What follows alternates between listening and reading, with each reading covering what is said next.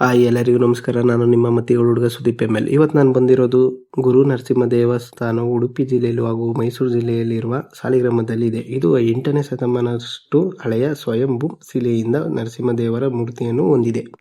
ಪದ್ಮಪುರಾಣದ ಪ್ರಕಾರ ಈ ವಿಗ್ರಹವು ಶಂಖ ಮತ್ತು ಚಕ್ರ ತೀರ್ಥಗಳಿಗೆ ಹೆಸರುವಾಸಿಯಾಯಿತು. ಇದನ್ನು ನಾರದ ಮುನಿಗಳು ಪ್ರತಿಷ್ಠಾಪಿಸಿದರು ಎಂದು ಹೇಳಲಾಗಿದೆ.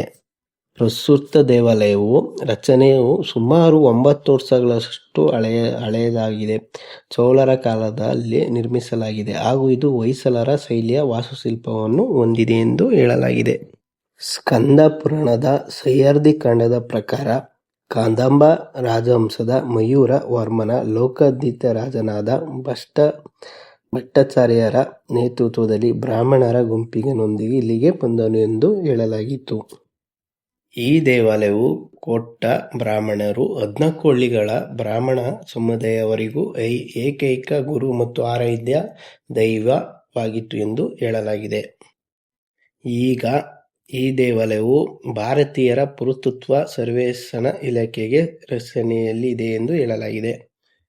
ಈ ದೇವಾಲಯವು ಉಡುಪಿ ಜಿಲ್ಲೆಯ ಪ್ರಮುಖ ಯಾತ್ರಾ ಕೇಂದ್ರಗಳಲ್ಲಿ ಒಂದಾಗಿದೆ ಮತ್ತು ಶ್ರೀ ವೈಷ್ಣವರಿಗೂ ವಿಶೇಷ ಮಹತ್ವದ ಸ್ಥಳವಾಗಿದೆ ಎಂದು ಹೇಳಲಾಗಿದೆ. ಮೊದಲು ಜೈನ ಕೇಂದ್ರವಾಗಿತ್ತು ಎಂದು ನಂತರ ವೈಷ್ಣವ ಕೇಂದ್ರವಾಗಿತ್ತು ಎಂದು ಅಭಿವೃದ್ಧಿಯನ್ನು ಹೊಂದಿತು ಎಂದು ಹೇಳಲಾಗಿದೆ. ವಿಷ್ಣುವಿನ ಪವಿತ್ರ ಕಲ್ಲು ಸಾಲಿಗ್ರಾಮ ಶಿಲೆ ಎಂದು ಗುರುತುಪಡಿಸಲಾಗಿದೆ.